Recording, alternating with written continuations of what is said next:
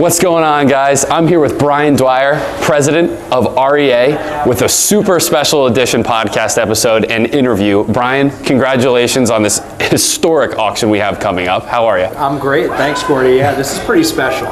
Yeah, I was going to ask you, just kind of kick things off. How are you doing? Because I've seen you on Fox, I've seen you on the Today Show, I've seen you on about every single news outlet possible. How are you doing in the last couple days here? Look, I mean, I've been busy, but this is what I live for. I mean, anything that we can do to raise the profile of this card, REA, the hobby, I mean, it's very special. This card is getting a lot of eyeballs, and that's good for everybody. Yeah, I mean, you have to think the amount of people left in the United States that don't know about this card is dwindling, which is exciting. That is exciting, and again, you know, most of them will not bid on this card, but we can hope that they will bid on other things, and if they don't even place a bid, at least we know they know about our hobby, which is pretty cool. Yeah, so to familiarize yourself with the audience, this card that we're speaking about is right behind us here. It's the 1914 Baltimore News Babe Ruth rookie card. And me and Brian are here at the Raleigh Museum in Manhattan for a special private event tonight showcasing this unbelievable card and some of the other Babe Ruth pieces that we have here. Brian, I would love to hear the story of how you got acquainted into this card, potentially the collector and the origin of this card. Please, I'd love to hear. Yeah, so I mean, this card is fascinating no matter how you slice it. Made in 1914, issued by the Baltimore News newspaper, saved in 1914 by a paper boy for the newspaper, kept in his family for more than 100 years, lent to the Babe Ruth Museum in Baltimore in 1998, displayed for more than 20 years. It sold privately a couple years ago to a collector who's now decided to bring it to auction. Obviously, we've seen prices escalate tremendously over the last several years. This Babe Ruth card has not been sold, any example in any grade, for more than 10 years. Yeah, that's unbelievable. Like, this is a once in a lifetime type of card, just because of the fact, like you said, they don't come out for sale often. I don't know if we mentioned it yet, the total population count of this card. Can you share that with us? There are 10 known in any grade. This SGC3 is the second highest graded example. Wow. So impressive no matter how you slice it. And for the highest graded example, is it an SGC or is it a PSA slab? There's a PSA 4 that is a blue variation. This card came in two colors, red and blue. So this is actually the highest graded red example. And the highest graded example in the SGC slab. Correct. Which I know, especially for me, the vintage audience that I speak to, people love their SGC slabs, the tuxedo, if you will. So it is an absolutely beautiful card. So I hear there was a new bid that came in today. Where are we currently at with the bidding? We are sitting at $6.9 million. There have been 14 bids placed on the card. Wow. A couple days left here.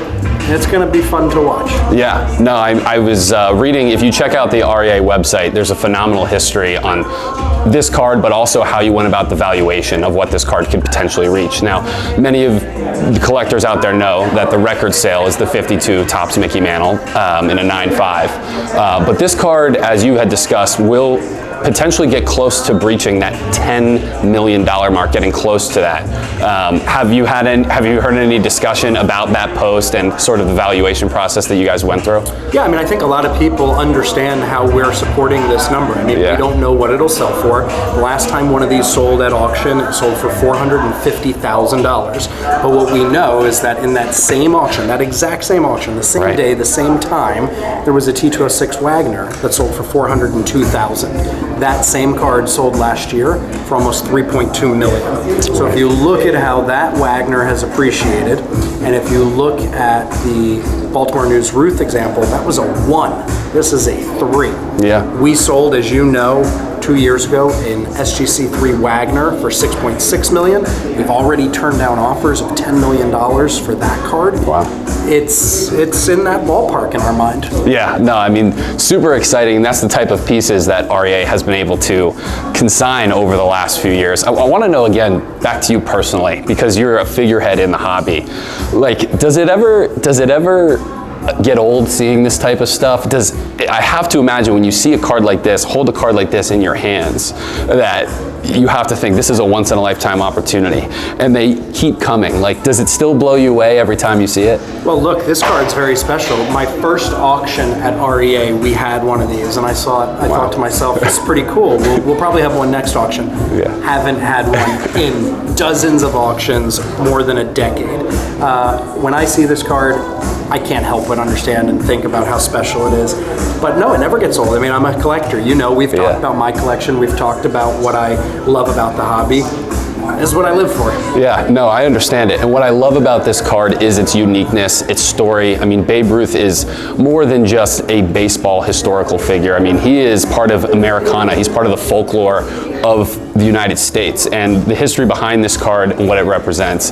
That scarcity element to it is something that the Wagner somewhat has. It has a limited number of copies, but a sixth of the amount of copies that the Wagner has. So it's a really cool piece. So I understand that the bidding closes this Sunday.